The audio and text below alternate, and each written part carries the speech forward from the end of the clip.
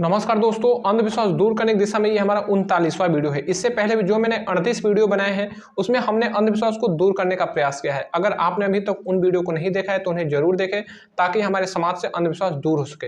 तो चलिए अपने वीडियो को प्रारंभ करते हैं और अपना डाउट क्लियर करते हैं। देखिए, पहला हमारा जो क्वेश्चन है, मंदिर ईशान कोण में क्यों बनाना चाहिए। देखिए, बहुत से लोगों को जब नया घर बनवाते हैं, जब आज के समय में जो घर बन रहे हैं, जो नए अच्छे तरीके से जो घर लोग बनवा रहे हैं, तो इसमें जो है मंदिर को वो अपना ईशान कोण में स्थान देते हैं। तो आखिर ऐसा क्या है कि मंदिर को ईशान कोण में ही क्यों बनाया जाता है।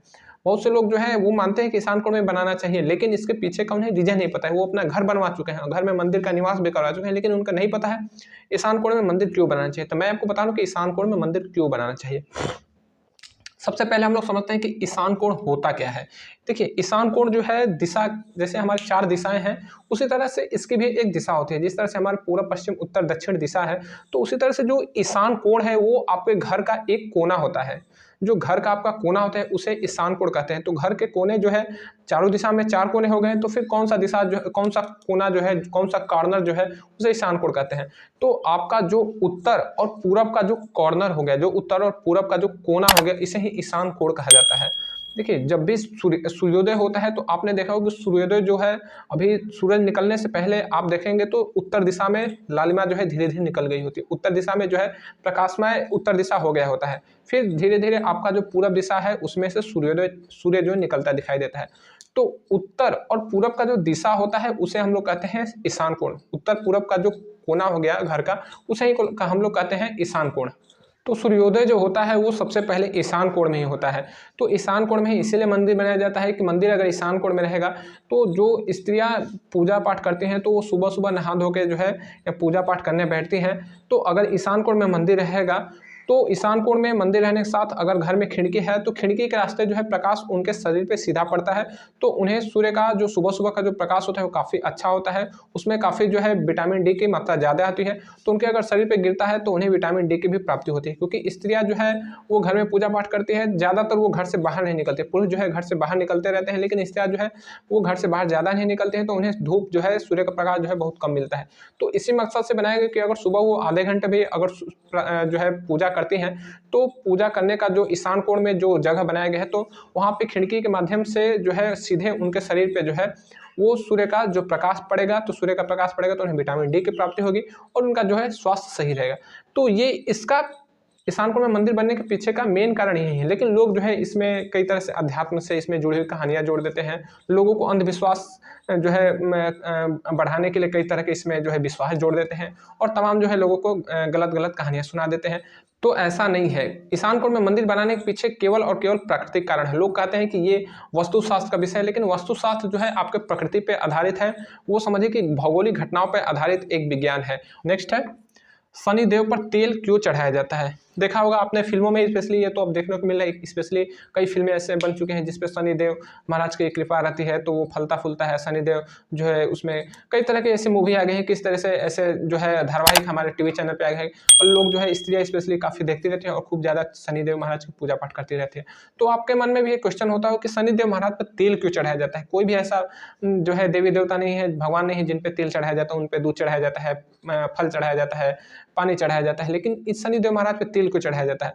तो देखिए, इसके पीछे कई तरह की कहानियाँ जुड़ी है। लोग कहते हैं कि रामायण काल में जो है हनुमान जी ने एक बार शनिदेव को खूब पटक पटक के मारा था, खूब इन्हें जो है पटका था, तो इस वजह से चोट उन पे आ गई थी। तो चोट को जो है उन्होंने जो सरसों का तेल होता है, फिर कुछ लोग कहते हैं कि तिल का तेल होता है, तो उससे उन्होंने उनका जो है घाव पे जख्म पे लगाया था तो वो ठीक हो गया था। तो उसी दिन शनिदेव कहे थे कि जो हमारे जख्म पे जो हमको तिल का तेल या फिर सरसों का तेल चढ़ाएगा तो उसकी मनोकामना पूर्ण होगी। तो इस तरह से ऐसी ऐसी कहानियाँ जुड़ी हैं। मतलब कि देखिए, चोट लगी शनि महाराज को और जो है तेल चढ़ाया, यानी कि तेल लगाया जो है हनुमान जी ने, लेकिन मनोकामना पूर्ति का आशीर्वाद दे रहे हैं कौन, तो शनि महाराज। समझिए कि इस तरह से कहानियाँ बनी है कि लोग भी जो बेवकूफ़ बन जाते हैं। देखिए, ये आपका आस्था अलग जगह है। देखिए, आपका आस्था ठीक है, आपका आस्था है शनिदेव महाराज में, सही है, कोई बात नहीं, आस्था भी होना चाहिए। लेकिन अगर इसके पीछे आप बिल्कुल लोगों को मान्यता आधारित बता रहे हैं कि ये मानो नहीं तो आपका विनाश होगा, मानो नहीं तो शनिदेव महाराज आपका जो है विनाश कर देंगे, आपका घर का जो है तहस नहस कर देंगे, तो ये गलत बात हो जाती है। मानना अलग बात हो गई और आपका आस्था अलग बात हो गई। तो तेल चढ़ाने के पीछे का बस मकसद यही है कि जो है लोग पहले से मान्यता है कि लोग पूजा पाठ करते रहें, तो बस आज भी तेल चढ़ाते हैं। लेकिन स्पेशली जाएंगे अगर आप, महाराष्ट्र का एक जगह है जहाँ पे शनि महाराज का मंदिर है, तो वहाँ पर जो है करोड़ों रुपए का हर साल जो है टर्न ओवर होता है। करोड़ों रुपए का जो तेल उस पर लोग चढ़ाते हैं और उसको जो है एक जगह इकट्ठा करके जो है कंपनियां उसको बेचती रहती है। तो आस्था एक जगह है, अंधविश्वास अलग है और ठगी अलग है। तो आप जो है अंधविश्वास में ना पड़िए और ठगी में ना पड़िए, आस्था उतना ही रखिए जितना आपका जो है काम चल जाए। ठीक है।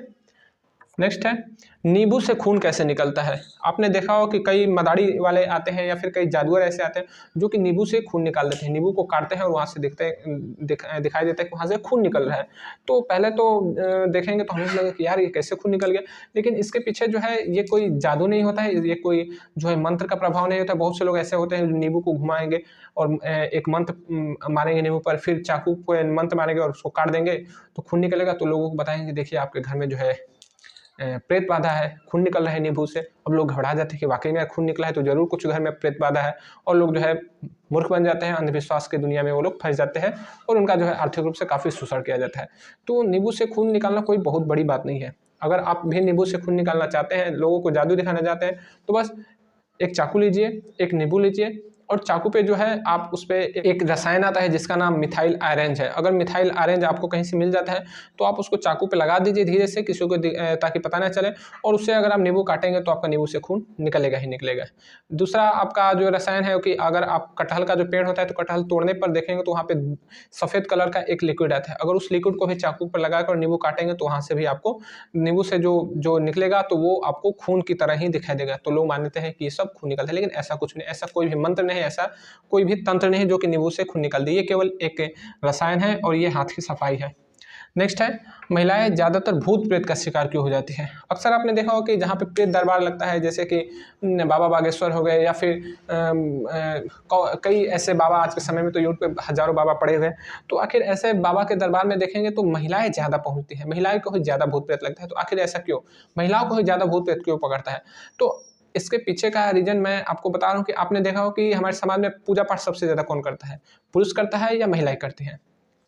आपने देखा होगा कि महिलाएं ही ज़्यादा हमारे समाज में पूजा पाठ करते हैं। हमारे घर पे भी पुरुष कम, लेकिन महिलाएं ज़्यादा पूजा पाठ करते हैं। तो एक चीज़ आप इतना मान लीजिए, आप इतना समझ लीजिए, बिल्कुल मैं आपको सही बात बता रहा हूँ कि जो लोग भूत में विश्वास करते हैं वो लोग भगवान में विश्वास करते हैं। यानी कि जो लोग भगवान में विश्वास करते हैं वो लोग भूत में भी विश्वास करते हैं। तो जो लोग दिन भर जो है फोटो को पूज रहे हैं, कैलेंडर को पूज रहे हैं, जो मंदिर में जो मूर्ति है उसको वो लोग पूज रहे हैं, उस पर वो आस्था रख रहे हैं, उस पर वो विश्वास करें कि नहीं मंदिर में जो मूर्ति है वो एक दिन चलने लगेगी, मंदिर में जो मूर्ति है वो उसका कल्याण करेगी, जो फोटो लगे हुए हैं वो हनुमान जी ही हैं, जो फोटो लगे हुए वो राम जी ही हैं, जो फोटो लगे हुए श्री कृष्ण जी हैं। तो जो लोग विश्वास करने लगते हैं तो उनको लगता है कि भगवान हमारे आसपास ही हैं, भगवान हमारा भला करेंगे। वो अपने कर्म पे विश्वास नहीं करते हैं, लेकिन अपने पूजा पाठ पे ज़्यादा विश्वास करते हैं। और उन्हें जहाँ कहीं भी कुछ दिक्कत होती है तो वो लोग, उन लोगों को लगता है कि कोई हमने पूजा पाठ में गलती कर दी इसीलिए हमें दिक्कत हो रही है, और फिर तमाम तरह के पूजा पाठ करने लगते हैं। और फिर जो ही उन्हें कोई भूत प्रेत की बात बता देता है तो उन्हें लगता है कि भूत प्रेत जो है हमारे आसपास आ गया है, भूत प्रेत कहीं से कुछ घटना घटित हो जाती है तो उन्हें लगता है कि भूत ने कोई घटना घटित कर दी है हमारे घर में, कोई व्यक्ति मर जाता है, एक्सीडेंट हो जाता है तो उनको लगता है कि किसी प्रेत बाधा ने ऐसा कर दिया है, और फिर वो उसी चीज़ में उलझ जाती हैं और फिर उनका जो है मानसिक क्रियाएं इस तरह से होने लगती है, मानसिक उनका जो विकार है उत्पन्न हो जाता है और लोगों को भूत प्रेत की तरह वो लोग लगता है कि हमें भूत प्रेत पकड़ा है और इस तरह से वो काम करने लगते हैं। तो स्पेशली जो ये सब बीमारियां एक होती हैं हिस्टीरिया बीमारियां जिसे कहा जाता है कि, और हिस्टीरिया बीमारी जो होती है तो वो किसी तंत्र मंत्र से या किसी प्रेत बाधा के कारण नहीं होते हैं और किसी भी मांत्रिक से वो दूर नहीं हो, कोई भी बाबा लोग हो वो कोई इसको दूर नहीं कर सकते। इसके लिए आपको जो है मानसिक जो चिकित्सक होते हैं जो मानसिक बीमारी को दूर करते हैं उनसे आपको संपर्क करना पड़ता है, तब जाके ये बीमारी आपकी ठीक हो जाती है। लेकिन लोग जो है बाबाओं को आजकल यूट्यूब से देख रहे हैं कि बाबा तो भूत हटा रहे हैं, बाबा तो जादूगर है, और उनके पास पहुंच जाते हैं और बाबा लोग करते क्या है तो आपके साथ ठगी करते हैं, ठगी के अलावा कुछ नहीं करते। कोई भी बाबा तुरंत उसको सही नहीं कर देगा, बस आपको बताएगा कि 2 महीने तक इसको आप जो है दरबार में पेशी करो, 2 महीने तक ऐसा व्रत रखो, 2 महीने तक इस तरह से जाप करो और आपका ठीक हो जाए। भैया 2 महीना आपका 2 साल हो जाते हैं लेकिन आपको कोई अंतर नहीं मिलेगा जब तक से आप जो है मनोवैज्ञानिक चिकित्सक के पास नहीं जाएंगे। और ये एक बीमारी होती है जिसको मैंने बताया कि हिस्टीरिया बीमारी होती है, और हिस्टीरिया बीमारी हो गई या फिर किसी को मिर्गी का दौरा पड़ता है, लोग कहते हैं इसको भूत पकड़ ले, भाई ये सब बीमारी होती है और कोई बाबा वगैरह इसको दूर नहीं कर सकता बिना डॉक्टर के। तो आपको पता चल गया होगा कि जो है महिलाएं ज़्यादातर भूत प्रेत क्यों पकड़ती हैं, क्योंकि महिलाएं ज़्यादातर पूजा पाठ में विश्वास करते हैं, महिलाएं ज़्यादा भगवान में विश्वास करते हैं, इसीलिए उनको भूत में भी विश्वास होने लगता है। और फिर कहीं पे कुछ घटना घटित होती है तो उन्हें लगता है कि हमें भूत पकड़ ले गया है। अगर आपको भूत प्रेत के बारे में सच्ची ओरिजिनल और डिटेल जानकारी चाहिए तो आप यूट्यूब पे सर्च कीजिए श्याम मानव चैनल को, वहाँ पे 2-2 घंटे के लेक्चर भरे पड़े हुए हैं और आपको पता चल जाएगा कि ये सब अंधविश्वास है, ये जादू है, ये चमत्कार नाम की दुनिया में कोई चीज़ नहीं होती, भूत प्रेत कहीं कुछ नहीं होता है। ठीक है, श्याम मानव को आप लोग फॉलो कीजिए, डिटेल कहानी मिलेगी। नेक्स्ट है दीपावली के दिन लक्ष्मी गणेश की पूजा क्यों की जाती है। लक्ष्मी गणेश की पूजा दिवाली के दिन क्यों की जाती है? तो देखिए दिवाली जो है स्पेशली जो दीपावली है वो भगवान श्री राम की पूजा वहाँ पे होनी चाहिए, लेकिन जो व्यापारिक वर्ग हैं उन्होंने अपना जो है पैसे के दम पे उस लक्ष्मी गणेश की पूजा प्रारंभ कर दिया। देखिए दीपावली मनाई क्यों जाती है, इस पे हम लोग पहले चर्चा कर लेते हैं कि दीपावली मनाई ही क्यों जाती है। तो दीपावली मनाई जाती है जब लंका से जब महाराजा श्री राम ने लंका के राजा जो रावण का जब वध किया था और अयोध्या जब वापस आए थे तो अयोध्या वासियों ने उनके स्वागत में दीप जलाए थे और दिवाली मनाई गई थी। बस इसीलिए दशहरे के 20वें दिन जो है दिवाली मनाई जाती है। हमारे भारत में, पूरे भारतवर्ष में दिवाली मनाई जाती है। तो दिवाली मनाने के पीछे जो है भगवान श्री राम का आगमन है। ठीक है, भगवान श्री राम का आगमन है। इस दिन लक्ष्मी जी का कोई जो है महत्व नहीं है, इस दिन लक्ष्मी जी का कोई योगदान नहीं है इस त्यौहार से, लेकिन व्यापारियों ने इसको धन से संबंधित कर दिया कि इस दिन अगर लक्ष्मी गणेश की पूजा करेंगे तो आपके घर में धन की जो है वृद्धि होगी, आपके घर में धन काफ़ी ज़्यादा बढ़ जाएंगे, आपके घर में जो है पैसे की बरसात हो जाएंगी, लक्ष्मी की कृपा हो जाएंगी। और लोग जो है अंधविश्वास की दुनिया में खो गए और अंधविश्वास पर विश्वास करके लक्ष्मी गणेश की पूजा प्रारंभ कर दी, जबकि लक्ष्मी गणेश से इसका कोई मतलब नहीं है। दिवाली से लक्ष्मी गणेश का कोई मतलब नहीं है। दिवाली जो है भगवान श्री राम के आगमन पे मनाते हैं। ठीक है, तो उम्मीद करूँ कि आपको पांचों जो क्वेश्चन है, जो पांचों डाउट है, जो पांचों अंधविश्वास थे आपके दूर हुए होंगे, आपको अच्छा जानकारी मिला होगा। अगर आपको सटीक जानकारी मिला है तो अपने भाइयों, अपने दोस्तों को शेयर जरूर करें ताकि उनका भी अंधविश्वास कम हो सके। ठीक है, मिलेंगे अगले वीडियो में, तब तक के लिए जय हिंद।